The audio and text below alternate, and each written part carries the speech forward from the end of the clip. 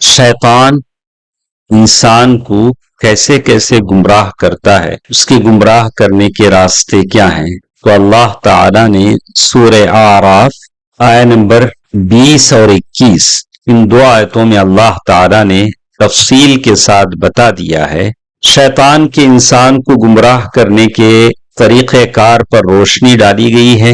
اس طریقے کا آغاز شیطان کا انسان کے دل میں وسوسہ پیدا کرنے سے ہوتا ہے، اور وسوسے سے مراد ہر وہ خیال ہے جس پر عمل کرنا کسی امر الہی اللہ تعالی کی نافرمانی پر منتج ہوتا ہے۔ یعنی انسان کو گمراہ کرنے کے لیے شیطان کا پہلا حملہ اس کے خیالات پر ہوتا ہے، جیسا کہ رسول اللہ صلی اللہ علیہ وسلم نے فرمایا کہ شیطان انسان کی رگوں میں یوں دوڑتا ہے جیسے انسان کا خون دوڑتا ہے۔ صحیح بخاری کی حدیث ہے، کتاب بدء الخلق میں صحیح بخاری کی حدیث ہے، شیطان انسان کو کبھی کوئی برا راستہ دکھا کر گمراہ نہیں کرتا، نہ کر سکتا ہے، بلکہ ہمیشہ اسے سبز باغ دکھا کر گمراہ کرتا ہے۔ مثلا اگر یہ کام کرو گے تو تمہاری حالت